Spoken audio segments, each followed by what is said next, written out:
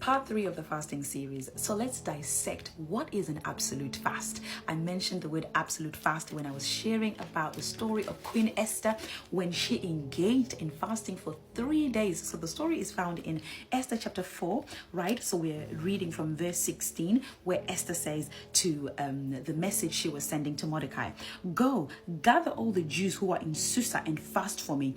Do not eat or drink for 3 days, night or day. I and my attendants will fast for you. Will fast with you. When this is done, I will go to the king, even though it's against the law. And if I perish, I perish." The way I have now understood what was happening here in regards to fasting is this. There was a desperation. It was a season in which Esther was saying, "God, if you do not rescue me, no one else can. But I don't want to get to a place where I use my own wisdom in addressing this issue. So before going in front of the king of flesh, I'm going to go before the King of Kings, God who is spirit. And how do I get an audience with the King of the Spirit, with God who is the Spirit? Listen, I choose to raise up my spiritual man. I choose to crucify this flesh through fasting, food, drink, everything, day and night. Not a fast that you finish at 6 o'clock, not a fast that you finish at 4 o'clock or 8 o'clock, but a fast that goes full 24-hour cycle." That is where Esther was at. And let me tell you something, that kind of fast didn't just happen with Esther. If you read the Bible in Acts chapter 9 from verse 9, this is when Saul, who was on his way to persecute the Jews, when he met with Jesus, what happened in Acts chapter 9 verse 9 is that for 3 days he was blind and did not eat or drink anything. Can you see some similarities? 3 days. Can you see another similarity? No eating or drinking. Can you see another similarity? Night and day. So there is something here that we need to learn about these two characters, right? And understand what happened after the fast. After the fast, there was wisdom.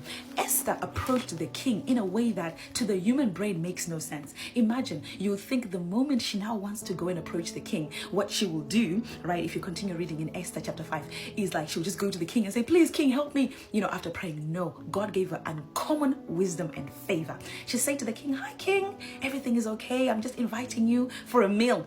Imagine fasting in the way that allows God to say, "Listen, my child, the battle is mine. The battle is mine and it's already won." Esther invited the king for a banquet. Do you think that she mentioned at the banquet there and then that please help the Jews? No. She dined with the king. That kind of uncommon wisdom and favor only comes when you've had an audience with God who picks up your cause and says, "Listen, you, my child, sit there and watch the deliverance come from me." I'm so blessed by that.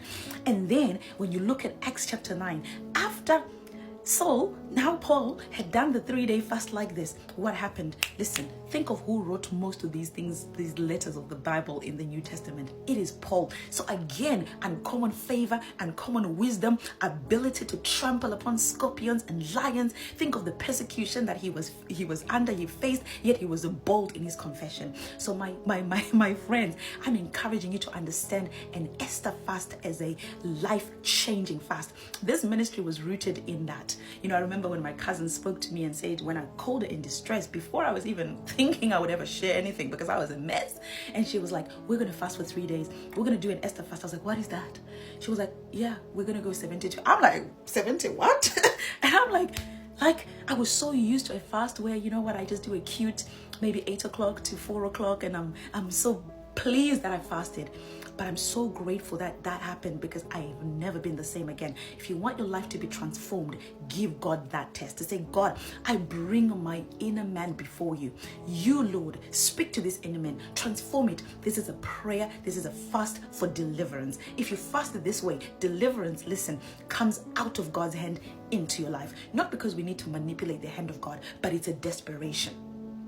It is a humbleness of saying, "God, if you don't meet me at my point of need, I'm going to perish." Like Esther, "Father, if I perish, I perish. I need you."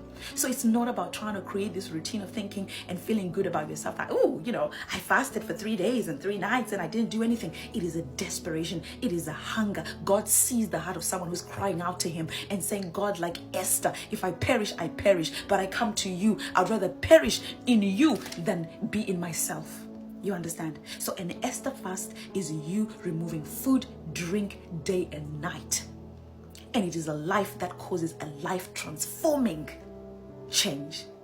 God is faithful and he's true to his word. If your heart is really seeking that, that is the kind of fast to go to. So I'm going to do part 4 where I'm going to be dissecting the Daniel fast. Stick around. We're going to learn about the fasting journey together, right?